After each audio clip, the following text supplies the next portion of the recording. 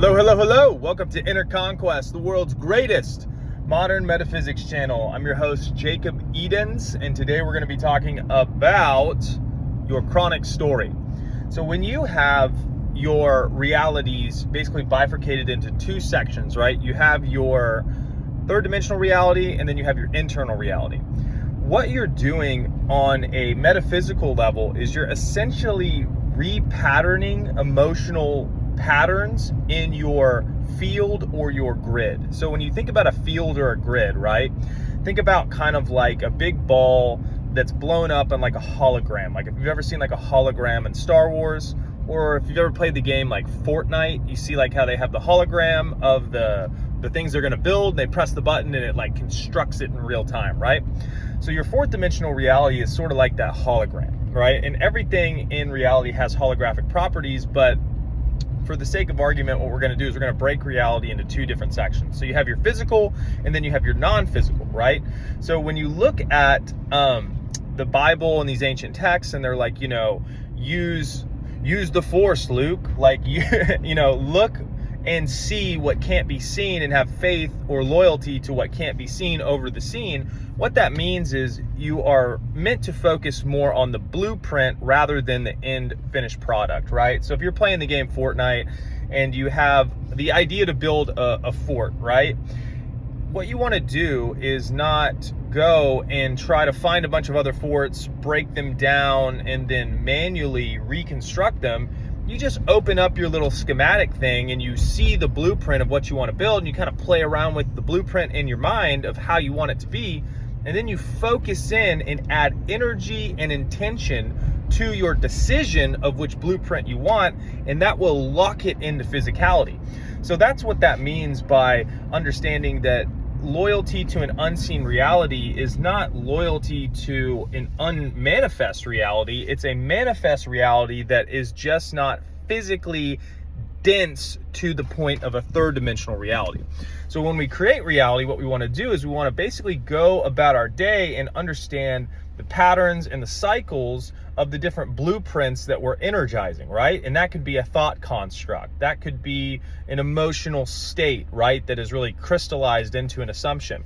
We want to look at these things, and based off of the ones that serve us, we want to become more emotionally attached to those things, right? So if you have a strong belief that money is always coming into your accounts, you want to put your foot on the gas pedal of, wow, isn't it wonderful and amazing? It feels so good that money's coming into my account.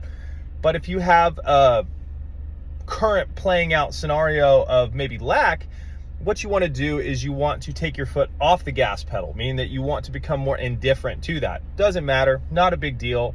I am this instead of this, right? You shut off that emotional bandwidth, because that emotional bandwidth is really that feeling into the state of the wish fulfilled. Is like if you're playing the Fortnite game, that is the pressing A to physicalize whatever that blueprint is. So when you have a blueprint in your mind, right? Like you have a red bicycle you're picturing in your mind, and you're like, I want a red bicycle in reality. What you would do is you would begin to think from the state of already having that bicycle in your fourth dimensional reality.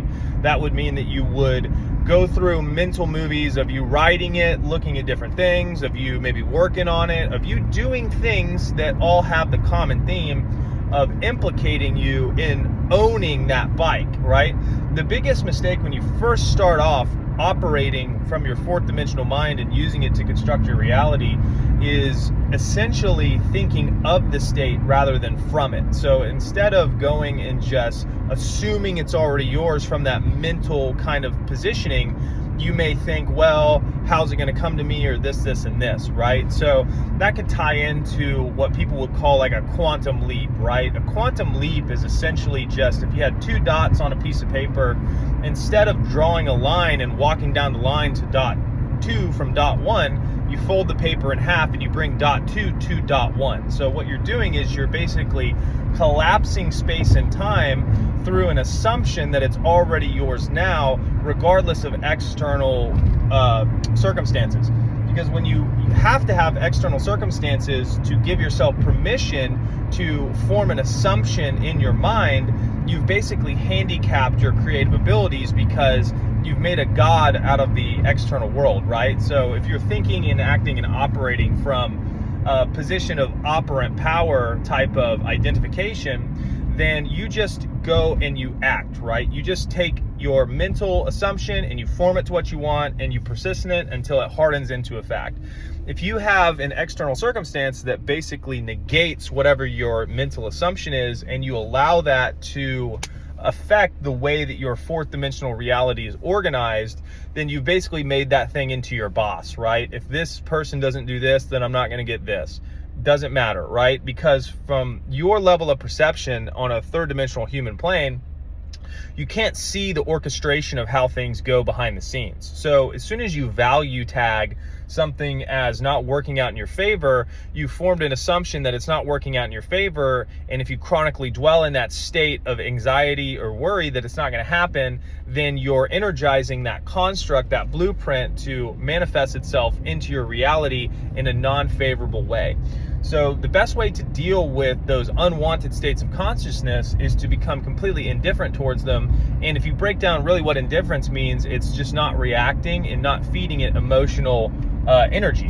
When you have an old reality that's nipping at your heels and is trying to suck you back into its grip, what it will do is it will basically manifest itself in ways that will pull emotional charge from you, because that's how it gets fed, right? So you look at essentially when you go into a state of a wish fulfilled, when you assume a state, you conquer a state. You look at the story from the Bible of Jericho.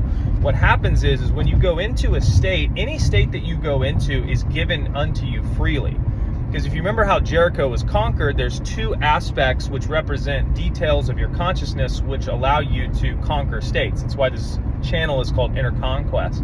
You have a harlot, which is essentially a representation of consciousness. Whenever you enter into a state, it has to be given to you.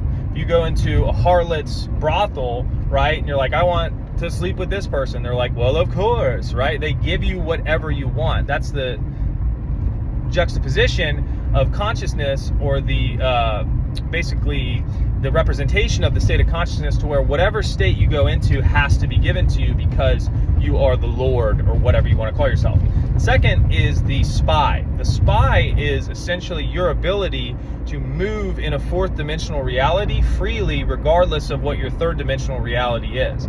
So while the third dimensional reality can take a little bit of time to catch up to that fourth dimensional assumption, that fourth dimensional assumption is immediate, meaning that you can immediately go, if you want a house in Beverly Hills, you can immediately go there and imaginatively live in that house in your mind right now. There's nothing stopping you, right? So that's your fourth dimensional capability to go anywhere while being unseen, right? So a spy goes where they want to go in the midst of everything looking a certain way. They're going where they want to go unseen. So essentially you have your spy and your harlot and your consciousness, and when you want to go into a state or a blueprint that you think is going to be favorable, number one, you have the ability to go there. Nobody can stop you, meaning that you have that spy that can go to the center of that state of consciousness immediately. You don't need permission. You don't need somebody's approval. You don't need a circumstance to change. You can go there immediately in that fourth dimensional consciousness.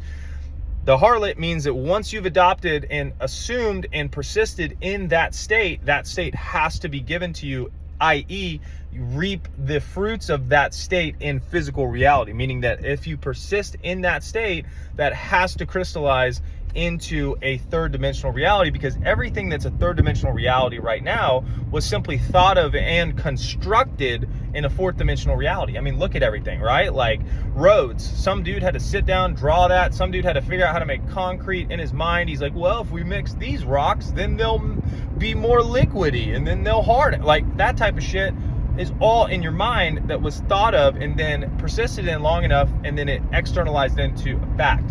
The thing that you have to really take out of the equation that will make it much more easier to create a dream reality is the middle, right? The how. So when you make an assumption, the how isn't necessarily your concern, because by the time you've gotten to the point of identifying what you want and making a mental assumption that it's already yours, that process is indicative that that creation has gestated long enough for the universe to essentially figure out a group of pathways to make that manifest in your world, right? So the pathway may change depending on choice points that you make, but as long as you train your mind to focus on the end, you're programming the wanted coordinates into the targeting computer, right? Like if you have a missile guidance system, the missile may go through all these different loop-de-loops and things and go through canyons and, you know, oh no, the bridge is in the way, now we got to go lower and around it, right? Like you may have different